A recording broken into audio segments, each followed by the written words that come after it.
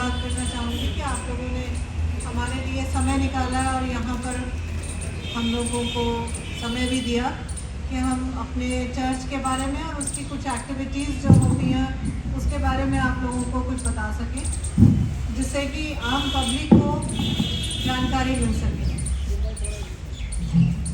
Church की जो ये चर्च है, एंग्लिकन चर्च ऑफ इंडिया, ये ब्रिटिश टाइम से चल रहा है। इसको ब्रिटिश गवर्नमेंट ने और चर्च ऑफ इंग्लैंड की सहायता से इसको इंडिया में शुरू किया और इसको एक कानूनी जामा पहनाया लीगली पार्लियामेंट एक्ट के थ्रू 1927 के इंडियन चर्च एक्ट से ये चला, जिसको 1927 में इंग्लैंड की पार्लियामेंट ने पास किया। और फिर इस चर्च का जो इंडियन चर्च था, जिसका कि फेथ एंग्लिकन था, उसको इंडिया में शुरुआत की गई उसकी। चल तो क्रिश्चियनिटी यहाँ पर सेंट थॉमस के समय से रही थी, जब सेंट थॉमस इंडिया में आए, पर इसको कानूनी जामा पहनाने का काम ब्रिटिश ने किया और क्रिश्चियनिटी को एक नया रूप, नया स्वरूप दिया कि क्रिश्चियन फेथ यहाँ इंडिया में लीगली चल सके।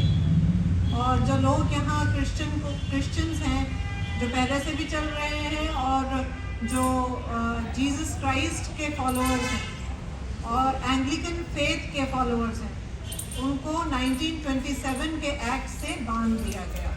उसके लिए कॉन्स्टिट्यूशन, कैनन एंड रूल्स को मान्यता दी गई, जो कि एंग्लिकन चर्च की रूल बुक कहते हैं उसको। एंग्लिकन चर्च उस रूल बुक के थ्रू चलता है। अपने जो एडमिनिस्ट्रेशन है, अपने चर्च के बाकी कार्य हैं, वो उस रूल बुक के तहत करते हैं। और सरकार के साथ में हमारा संबंध इंडियन चर्च एक्ट के थ्रू होता है। अब हम जब आगे बढ़ते हैं तो 1927 के बाद से इस चर्च के लिए एक बहुत ज़रूरी चीज़ होती है इसकी general council. General council constitution, canon and rules के थ्रू चलती है और हर 3 इयर्स पे होना उसका ज़रूरी होता है। तो हमारा ये ईयर 2022 बहुत इम्पोर्टेंट ईयर है कि हमारा आफ्टर कोरोना ये जनरल काउंसिल हुई और उसमें हम सभी लोग एकत्रित हुए और उसमें कुछ एजेंडाज हम लोगों के हमने पास किए और उसमें कुछ बोर्ड्स बने, कुछ डिसीजंस हुए जो कि आम पब्लिक के लिए, जो हमारी क्रिश्चियन कम्युनिटी है उसके लिए, जो एंग्लिकन फेथ के फॉलोअर्स हैं, नॉट ऑल, सिर्फ एंग्लिकन फेथ के फॉलोअर्स हैं, उनके लिए हम लोग कुछ रूल्स और कुछ एजेंडाज हमारे होते हैं, जो कि एजुकेशन, मेडिकल्स और हमारी एडमिनिस्ट्रेटिव, लीगल, कई सारी चीज़ों को कवर अप करते हैं। और कुछ हमारे कॉन्सेक्रेशंस, नए बिशप्स, नए क्लर्जीज और नए बोर्ड मेंबर्स, उनका चुनाव भी हुआ। तो हमारे बीच में आज न्यूली इलेक्टेड और कॉन्सिक्रेटेड बिशप हैं राइट रेवरेंड हेनरिक जेम्स। आप हमारे newly elected diocese of Delhi के, इनका इलेक्शन हमने हमारे चर्च की जो डायसिस ऑफ दिल्ली है, चर्च ऑफ इंडिया की, उसमें इनका इलेक्शन हुआ था अगस्त 31 को। और उसमें ये डिसाइड हुआ था कि जनरल काउंसिल जो हमारी होनी है नवंबर 29-30 को, उसमें इनका कॉन्सिक्रेशन होगा। तो इनका कॉन्सिक्रेशन कल 29 को कंप्लीट हुआ और सेरेमनी हुई। चर्च सेरेमनी के बाद में हम लोगों की जनरल काउंसिल स्टार्ट हुई और आज सेशंस ख़त्म हुए उसके। तो हम लोग ने आपके संबोधन के लिए ये प्रेस कॉन्फ्रेंस भी रखी कि आप लोगों को इस चीज़ की सूचना हम दें कि हमारी ये 2 एक्टिविटी हुई, एक bishop consecration diocese of Delhi के लिए चर्च ऑफ इंडिया की, और दूसरी हमारी जनरल काउंसिल 2022। तो ये चीज़ें हमारी आपके सामने आनी बहुत ज़रूरी थी। और कुछ ऐसी चीज़ें हैं जो कि कम्युनिटी में हमारे लीगल मैटर्स हो रहे हैं, जो चर्च की बाकी डिनोमिनेशंस हैं हम उनके बारे में नहीं बोलना चाहते हैं, लेकिन हमारे चर्च के एक राइवल ग्रुप है चर्च ऑफ नॉर्थ इंडिया, जो कि सुप्रीम कोर्ट से इलीगल घोषित है, जिसका कि क्लेम ये होता है कि वो 6 चर्चेस के 6 डिनोमिनेशंस के मर्जर से बनी है और उनका जो सोचना है वो सुप्रीम कोर्ट ने इलीगल घोषित किया 2013 में। 2013 के ऑर्डर नंबर 8801 ऑफ 2013 में सुप्रीम कोर्ट ऑफ इंडिया ने ये कह दिया कि church of north India is an illegal body and they cannot claim the merger of the 6 churches। और उसके बाद उन्होंने ये कहा कि जो चर्चेस हैं वो अपने अपनी सोसाइटीज़, अपने अपने रूल्स और अपने बोर्ड्स को अपने तरीके से हैंडल कर सकते हैं, अपने तरीके से चला सकते हैं और उसमें चर्च ऑफ नॉर्थ इंडिया का कोई इंटरफेरेंस नहीं है, क्योंकि ये कोई लीगल बॉडी नहीं है, ये एक इलीगल बॉडी है और एक प्राइवेट रेजोल्यूशन से जो कि ऑर्गेनाइजेशंस एक लीगली फॉर्म्ड ऑर्गेनाइजेशंस हैं, उनका किसी एक इलीगल बॉडी के साथ में मर्जर लीगल नहीं हो सकता है। तो ये मेन चीज़ हमारी एक डिसाइड हुई थी आज जनरल काउंसिल में कि हमें इस चीज़ के लिए कि जगह जगह जहाँ पर चर्च ऑफ नॉर्थ इंडिया ने एंग्लिकन चर्चेस और एंग्लिकन ग्रेवयार्ड्स को अपने कब्जे में लिया हुआ है या उनके ऊपर पोजीशन किया हुआ है, उसको हमें गवर्नमेंट से हेल्प ले करके उसको वहाँ से हटाना है। फोर्थली, हम लोग इस चीज़ को देखना चाह रहे हैं कि हमारे क्रिश्चियन कम्युनिटी के नाम को काफ़ी बदनाम किया जा रहा है उनकी वजह से, क्योंकि चर्च ऑफ नॉर्थ इंडिया के जो मॉडरेटर हैं मिस्टर PC सिंह, उनको करप्शन के मामले में जेल हुई और उसकी वजह से क्रिश्चियन कम्युनिटी के जितने भी चर्चेस हमारे एंग्लिकन फेथ के हैं उनको बहुत ज़्यादा बदनामी का सामना करना पड़ा और हमें ये कहना पड़ रहा है कि चर्च ऑफ नॉर्थ इंडिया क्योंकि खुद एक इलीगल बॉडी है तो उसके जो हेड बिशप है वो करप्ट ही होंगे, क्योंकि एक ऑर्गेनाइजेशन का जब बेस ही करप्शन के ऊपर है तो वो आगे अपने बाकी लोगों को भी ऐसे ही लेगी जो कि करप्ट होंगे। तो उनके इस चीज़ को हम लोग बिल्कुल अपने साथ में नहीं रखना चाहते और इस चीज़ से हम लोग अपने आप को बिल्कुल अलग करते हैं कि वो क्रिश्चियन कम्युनिटी का और एंग्लिकन फेथ का कहीं कोई रिप्रेजेंटेशन नहीं कर सकते हैं चर्च ऑफ नॉर्थ इंडिया। अगर वो करते हैं तो वो इलीगल है। एंग्लिकन फेथ इस चीज़ को या एंग्लिकन बिशप्स इस चीज़ को डिनाई करते हैं। बाकी आप लोगों के सामने हमारे कुछ स्पिरिचुअल चीज़ें हैं जिसको हमारे बिशप लोग बताएंगे, उनको भी मैं बोलूँगी कि आप लोगों को कुछ बताएं। तो जो हमारे नागपुर डायसिस के बिशप हैं जॉन आशीष जी, वो आपको बताएंगे कि हमारे जबलपुर में जब ये सारी चीज़ें हुई तो PC सिंह ने जो करप्शन किया, जो स्कूल कॉलेजेस में जो करप्शन हुआ वो क्यों इलीगल है और साथ में जो स्पिरिचुअल चीज़ें हैं वो किस तरह से हैम्पर हुई।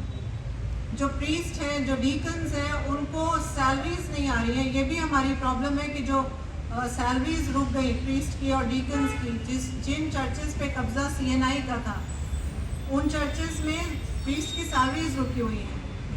तो उस पर चर्चेस में लोग वर्शिप के लिए भी परेशान हैं। तो बाकी चीज़ें मैं बिशप साहब से बोलूँगी कि वो थोड़ा सा बताएं। ज़्यादातर इश्यूज जो हैं वो आप लोगों को बता दिए। इसमें CNI ने ज़्यादातर जगहों पे एक ही काम करा है कि चर्च की जो प्रॉपर्टीज़ हैं, जो एंग्लिकन चर्च की प्रॉपर्टीज़ हैं, उनको इलीगली बेच दिया क्योंकि वो ओनर नहीं है और बेचने के बाद उसका पैसा एंग्लिकन चर्च में ना करके उन्होंने अपने पर्सनल पॉकेट्स में रखा और उसके बाद उसका रिजल्ट ये आता है कि जो इंस्टीट्यूशंस हैं उसमें जो स्टाफ काम करता है उसको सैलरीज ही नहीं मिल रही है। कई कई साल से, कई कई महीनों से उनको सैलरी नहीं है। और अगर हम देखते हैं कि किसी भी जगह पे स्टाफ को रखना है, उसमें भी पैसे की डिमांड वो लोग कर रहे हैं, तो मैनेजमेंट सारा ही इन लोगों ने खराब कर दिया। चाहे वो जबलपुर की बात हो, किसी भी स्टेट की बात हो, छत्तीसगढ़ की बात हो, आपको हर जगह चर्च के नाम पे पैसे का घोटाला ही नजर आएगा। और इसका मेन रीजन है कि चर्च ऑफ नॉर्थ इंडिया उस चीज को कर रहा है। उन लोगों को क्रिश्चियनिटी से मतलब नहीं है कि चर्च में कलीसिया कहाँ जा रही है, उनको इस चीज़ से मतलब नहीं है कि क्रिश्चियनिटी का नाम खराब हो रहा है। आज की जो जनरल काउंसिल हमारी पूरी हुई है, उसमें बहुत से डिसीजन इन सब बातों को लेके लिए गए कि आगे हमें कैसे अपने एंग्लिकनिज्म को आगे बढ़ाते हुए और अपने इंस्टीट्यूशंस को वापस लेकर अपनी क्रिश्चियन कम्युनिटी के लिए, एंग्लिकन कम्युनिटी के साथ साथ बाकी जो क्रिश्चियन कम्युनिटी है हमारे, चाहे वो किसी भी कम्युनिटी के हों, चाहे पेंटिकॉस्टल हो, चाहे और ब्रदरन ग्रुप हो, चाहे कोई भी ग्रुप हो, या कोई भी चाहे किसी भी रिलीजन से हो, हमारे इंस्टीट्यूशन से उन सब लोगों का फायदा होना चाहिए जिन्हें ज़रूरत है। और ये सारे काम रुके हुए हैं क्योंकि लोग अपनी पर्सनल पॉकेट, जो लोग अधिकार में बैठे हुए हैं, ऑफिस में बैठे हुए हैं इंस्टीट्यूशंस के, वो लोग किसी के लिए कुछ नहीं कर रहे हैं। हर आदमी अपने अधिकार का नाजायज फायदा उठा रहा है। और इन सब बातों के लिए आज हमारी जनरल काउंसिल ने बहुत से डिसीजंस लिए हैं ताकि इन सारे कामों को सुचारू रूप से हम कर सकें। बात करना चाहता हूँ अपने बिशप महोदय का, मैडम का। इसके साथ साथ जो ये हो रहा उसका तो हमें दुख है ही, जो भी करप्शन या जो चीज़ें सुनने को आ रही है, लेकिन इस प्रेस कॉन्फ्रेंस के माध्यम से हम एक और देशवासियों को, प्रदेशवासियों को, पूरे मसीह समाज को ये भी बात कहना चाहते हैं। पिछले दिनों में कुछ लोगों ने गुमराह करके कुछ ऐसी बातें या कुछ हमसे आहत हुई हैं, तो एंग्लिकन चर्च या मैडम कोई भी किसी भी संस्था के विरोध में नहीं है, ना पेंटिकोस्टल्स के, ना कोई व्यक्तिगत रूप से जो कार्य करता है, बल्कि इनकी सीधी सीधी लड़ाई तो जो है वो CNI से है, चर्च ऑफ नॉर्थ इंडिया से है, जिन्होंने इनकी संपत्ति और अधिकारों का हनन करके आज दुरुपयोग किया जा रहा है, जिससे मसीह समाज की भी जो है बहुत सारी बुराइयां और परेशानियों का कारण हो रहा है। तो मैं सभी भाइयों से ये कहना चाहता हूँ, हम सब मिलजुल के रहेंगे। एक दूसरी बात इस मौके पर ये भी कहना चाहते हैं कि शायद कुछ लोगों को मालूम नहीं है, हमें हमेशा से एक बात के लिए बदनाम किया जाता है, वो कहते कन्वर्जन हो रहा है, कन्वर्जन किया जाता है। मैं अपने पूरे देशवासियों से, बुद्धिजीवियों से, समाज सेवियों से, सबसे ये बात कहना चाहता हूँ, कोई कन्वर्जन नहीं होता है। कन्वर्जन तो दिल की बात है। किसी का दिल बदलना इतना आसान है, किसी के विचारों को कोई बदलना इतना आसान है। और जो जिस प्रकार से कहते हैं भाई लोभ, प्रलोभन, दबाव, ये आज तक ये बातों में हवा ही हुआ है। इसका कोई प्रमाण जो है, आप लोग प्रेस वाले तो बड़े बुद्धिजीवी हैं, मीडिया ने हमेशा इस बात में साथ दिया है कि सच ठीक से सामने आए, कोई भी किसी को बिला वजह दबाने का काम ना करें। तो ऐसा कोई वो नहीं हुआ है। दूसरे जो ये लोग प्रभु यीशु मसीह की सेवा गांव दर गांव जाके गरीबी में होके काम करते, वो किसी को क्या प्रलोभन देंगे, अपने मकान का किराया नहीं दे पाते, उनके बच्चे नहीं पढ़ पाते हैं। तो ऐसे समय में भी इसकी हम जो है बड़े जोरों शोर से भर्त्सना करना चाहते हैं, निंदा करना चाहते हैं। और एंग्लिकन चर्च की तरफ से भी मैं ये बात कहना चाहता हूँ, एक बार फिर पुनः एंग्लिकन चर्च किसी के खिलाफ नहीं, उसकी अपनी लड़ाई है जो कि संवैधानिक है। एंग्लिकन चर्च ऑफ इंडिया की तरफ से जो हम लोग आपके बीच में हैं, हम आप सबको बधाई देते हैं कि आप हम लोगों की बातें सुनने के लिए या हम लोगों के विचारों को लेने के लिए यहाँ पर मौजूद हैं। बहुत ही हर्ष का विषय है ये बताने के लिए कि भारत में हमारा Anglican church of India Britishers के ज़माने से चला आ रहा है और हम लोगों ने जो भी काम किए हैं यहाँ पर, जो कि इंस्टीट्यूशन खोले, शिक्षा का विस्तार किया, हॉस्पिटल्स बनाकर जो मर्ज से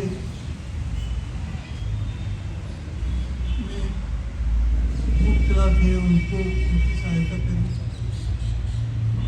ओल्ड एज में लोगों को सहारा देने की ज़रूरत होती है तो वो भी हमने दिया।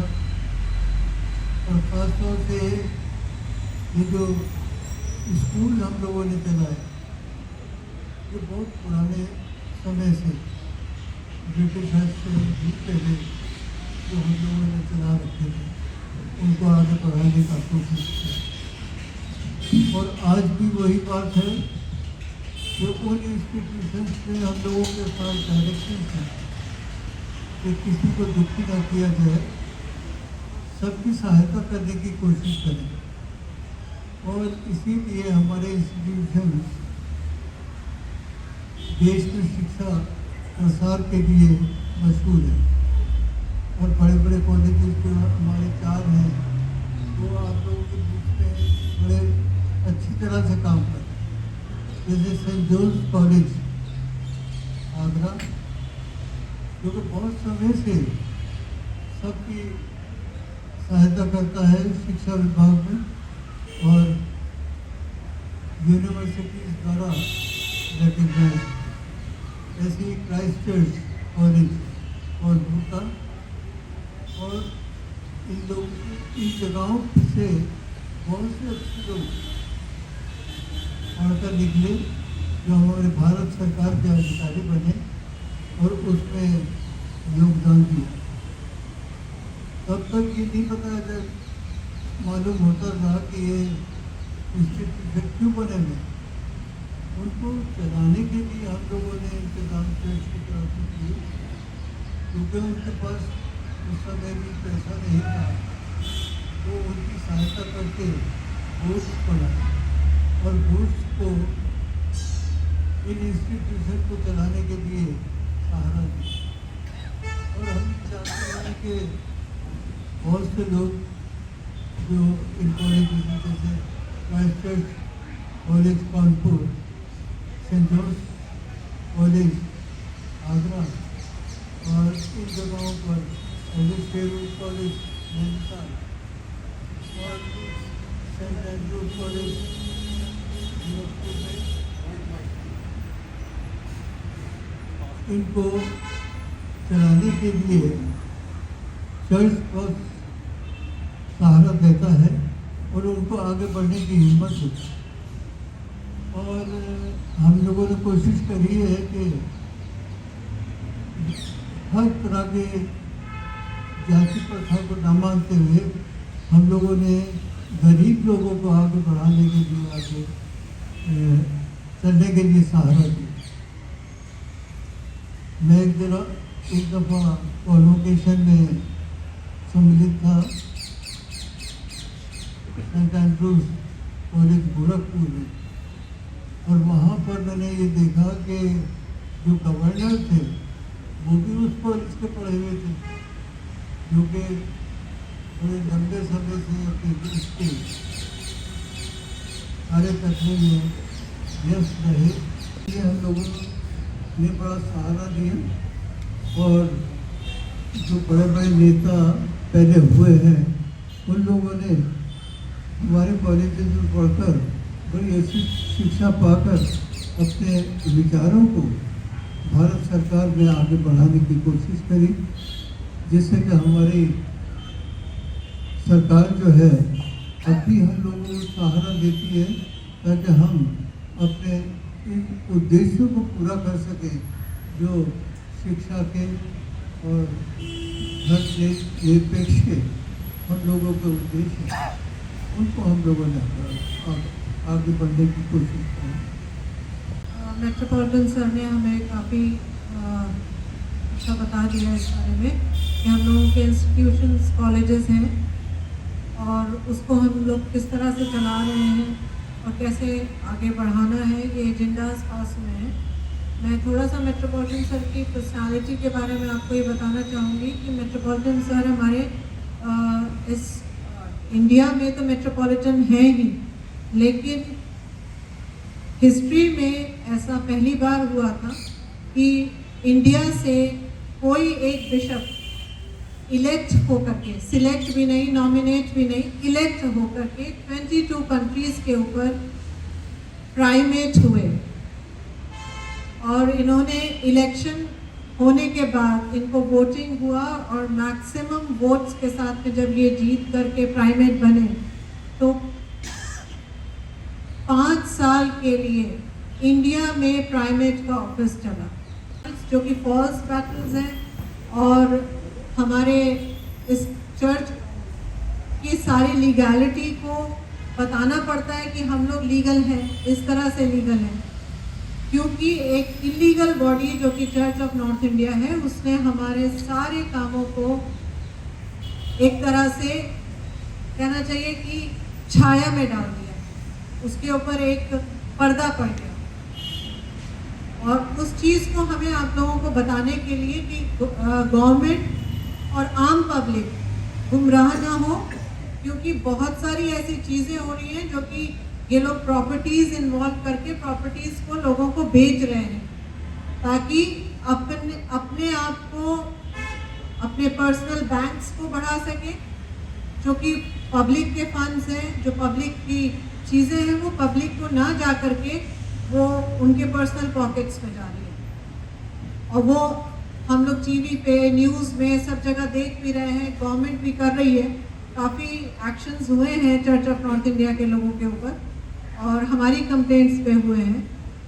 लेकिन इसके लिए हमें अभी आगे बहुत लड़ाई लड़नी है, क्योंकि एंग्लिकन फेथ के आम लोग हैं, जो कि कॉन्ग्रीगेशन है हमारी, जिसको ये पता नहीं है कि Anglican church still working, church of north India नहीं है। Church of north India illegal body, अगर वो लोग कोई प्रॉब्लम में हैं या कहीं पर उनको वर्शिप के लिए रोका जा रहा है, कहीं ग्रेवयार्ड्स में बरियल के लिए उनको प्रॉब्लम्स आ रही हैं, उनसे फीस मांगी जा रही है, क्योंकि कुछ कंप्लेंट्स मुझे दिल्ली से, पंजाब से और लखनऊ डायसिस से आई है कि बरियल करने के लिए उनसे 50-50 हज़ार रुपये मांगे जा रहे हैं। चर्च ऑफ नॉर्थ इंडिया के जो प्रीस्ट हैं और बिशप हैं वो 50,000 पर ग्रेव चार्ज कर रहे हैं और उनसे ये बोला जाता है कि हमारे पास ग्रेवयार्ड्स ख़त्म हो गए हैं, इसलिए आपको हम लोग प्रोवाइड तब करेंगे जब आप हमें ये फीस देंगे, सो आपकी ये ग्रेव बुक हो जाएगी, नहीं तो दूसरा आकर के इसको बुक कर लेगा। तो लोग आनन फानन में बुक करा रहे हैं, जिसकी की कंप्लेंट मेरे पास ये आई रिसेंटली और काफ़ी तादाद में आई। मैं ये लैंड्स और ग्रेवयार्ड्स, हम लोगों को लैंड्स को ग्रेवयार्ड्स के लिए हम लोग यूज़ कर सकते हैं, हमारे पास कोई प्रॉब्लम नहीं है। और उनको यूज़ करने के लिए हमें गवर्नमेंट ऑफ इंडिया को बताना है, सिर्फ जा कर के।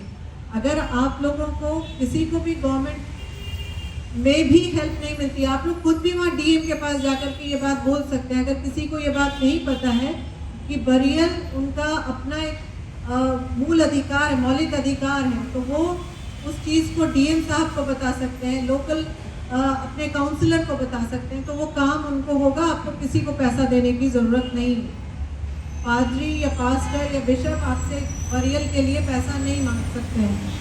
ये मैं आम पब्लिक को बताना चाहती हूँ, इन्फॉर्म करना चाहती हूँ। हर क्रिश्चियन का एक अधिकार है, वो उसको मिलना चाहिए।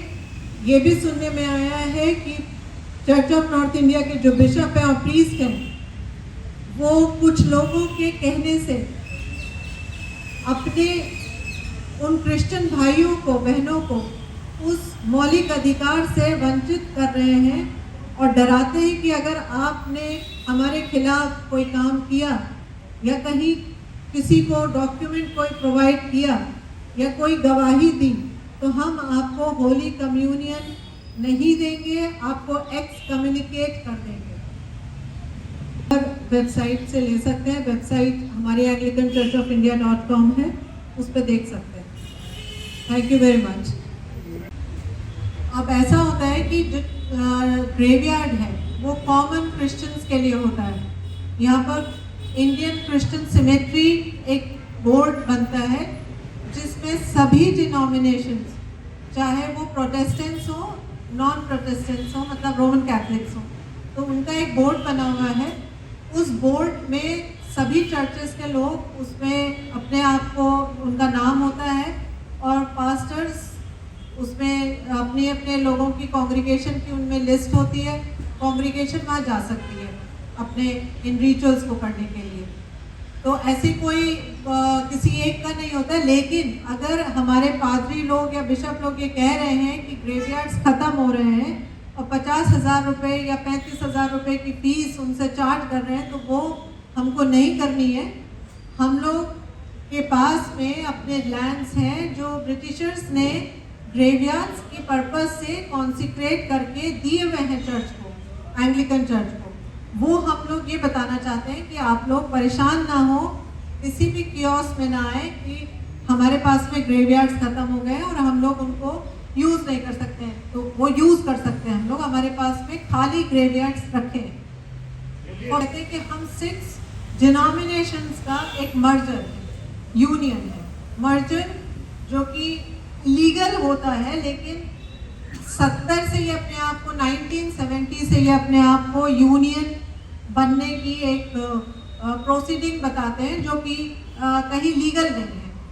इनके पास में कोई मर्जर का कोई सर्टिफिकेट नहीं है, कोई कागज़ नहीं है, जो कि सुप्रीम कोर्ट में 10 साल 15 साल एक केस चला जिसमें कि सुप्रीम कोर्ट से ने ये इनको घोषित कर दिया कि ये किसी भी तरह का मर्जर का कोई डॉक्यूमेंट नहीं दिखा पाए। जो प्रोसीडिंग हुई वो एक प्राइवेट रेजोल्यूशन इन्होंने दिखाया जो कि उसमें उसकी कोई लीगल सैंटिटी नहीं है।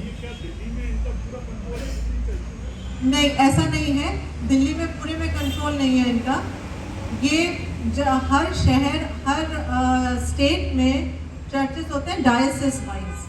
डायसिस मीन्स आपका एक्लेसियास्टिकल या रिलीजियस प्रोविंस या रिलीजियस एरिया आप कह सकते हैं। तो स्टेट वाइज हो गया, जैसे उत्तर प्रदेश और उत्तराखंड हमारा हो गया लखनऊ डायसिस, ये एंग्लिकन की है। अब इसके साथ में और भी डिनोमिनेशंस हैं, जैसे मेथोडिस्ट चर्च ऑफ इंडिया है, ये एक डिनोमिनेशन है। जैसे Roman Catholic church of India है, जैसे बैप्टिस्ट चर्च ऑफ इंडिया है, जैसे ब्रदरन चर्च ऑफ इंडिया है। तो ये सब अलग अलग फेथ की डिनोमिनेशंस हैं। और अब मर्ज तो तब होती जब ये इन सबों से पहले बनते।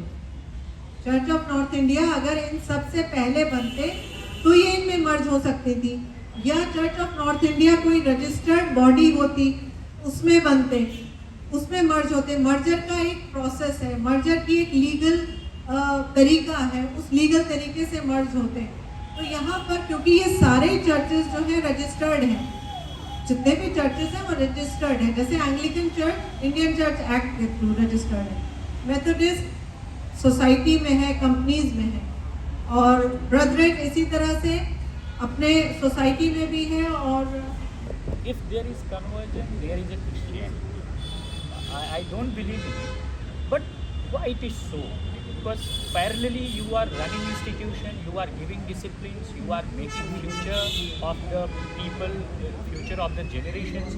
But on the other hand, there is a misconception. Why it is so? Do you think that what is the main reason behind it? Who is responsible? Conversion में सबसे पहले बताऊंगी, ये आत्मिक विषय है कन्वर्जन का।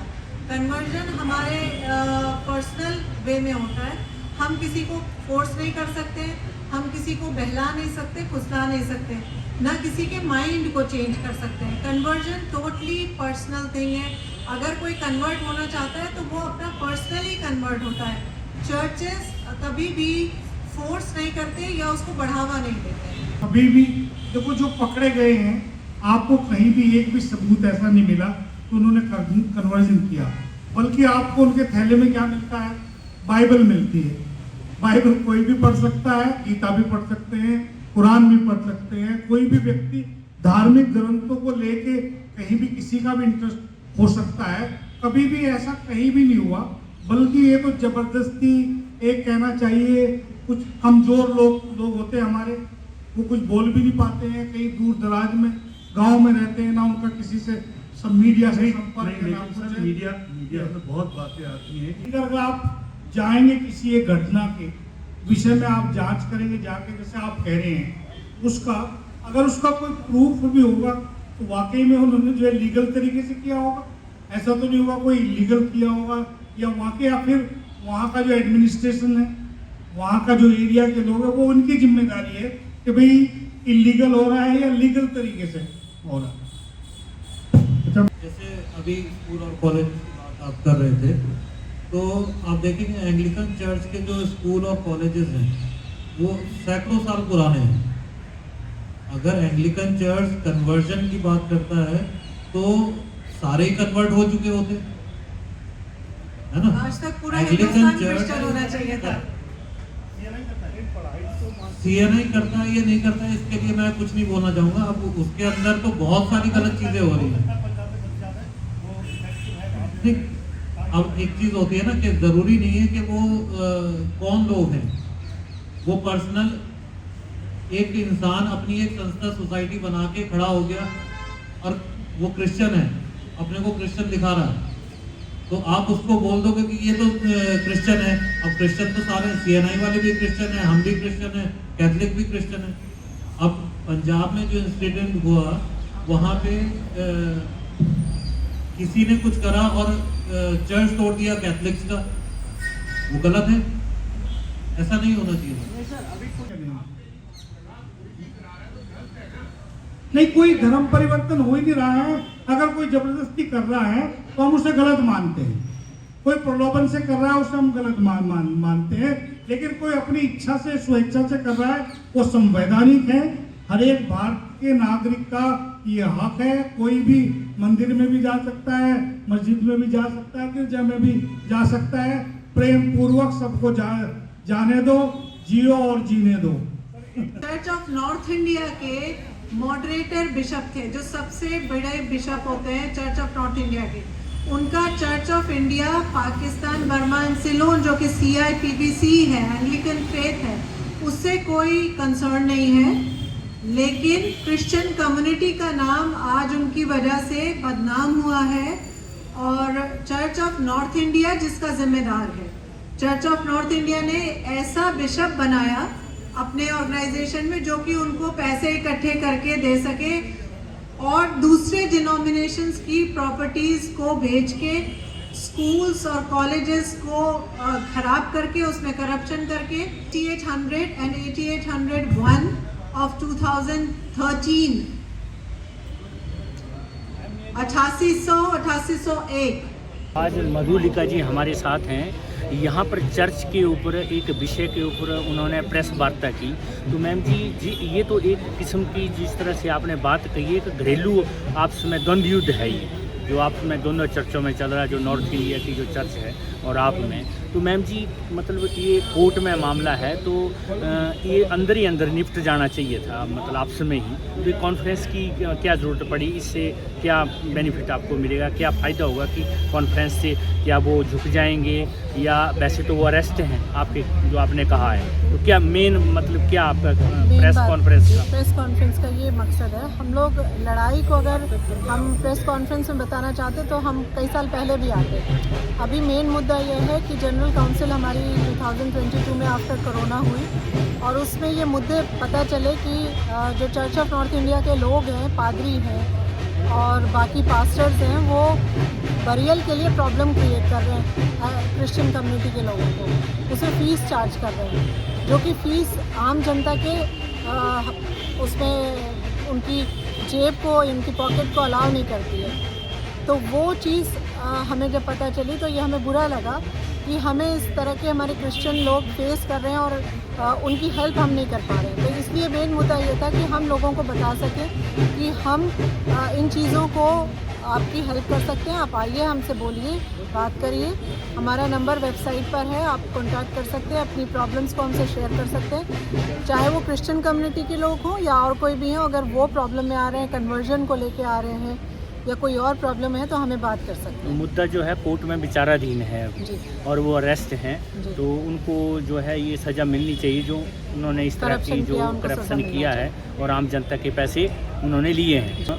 जो बाकी पूरे हिंदुस्तान में और कहीं जहाँ चर्च हैं सब, वो सब जगह शांति माहौल है। वैसे तो आपका शांति माहौल ही रहता है, चाहे जैन धर्म हो, सिर्फ थोड़ा सा मुस्लिम धर्म का जो हिंदुस्तान में इस तरह से जो गड़बड़ करते हैं। वैसे सर्वधर्म स्थल है हिंदुस्तान हमारा। आप यहाँ पर काफ़ी सालों से हैं, अंग्रेज़ों के टाइम से सभी चर्च स्थापित हैं। मैं हिमाचल का रहने वाला हूँ और हमारे हिमाचल में शिमला में भी बहुत बड़ा चर्च है।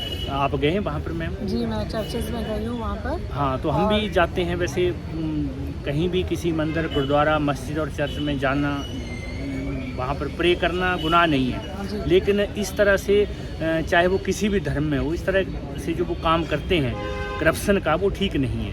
करप्शन ठीक नहीं है। प्लस जो churches CNI church of north India के हाथ में थे, आज वो चर्चेस टूटे हुए हैं।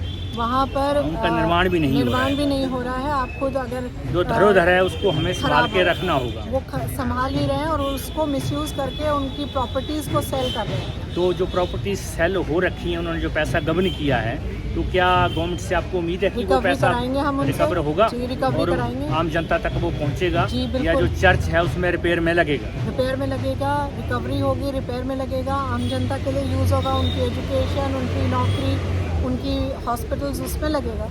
ये सारी चीज़ें जो उनकी हैं उनको मिलेंगी। तो जितनी भी जनता है वो हमारे साथ आए, हमारे साथ में खड़ी हो। जो प्रॉब्लम्स हो रही हैं वो हमें बताए, क्योंकि अब चीज़ें मतलब पानी सर से ऊपर चला गया है, इसलिए ये चीज़ें हमें बतानी पड़ रही है। कॉन्फ्रेंस करनी पड़ी अभी। हालांकि घर का अपना मामला था, निपटाया जा सकता था, लेकिन जब सिर से पानी ऊपर चला जाता है तो फिर ग्राउंड में आना पड़ता है, आम जनता के सामने अपनी बातें बताने पड़ती है, और वही आगे आता है जो सच्चा आदमी होता है। इसमें आप में सच्चाई झलकती है और वो गुनाहगार साबित होंगे। Thank you very much ma'am, बहुत बहुत धन्यवाद। Thank you sir.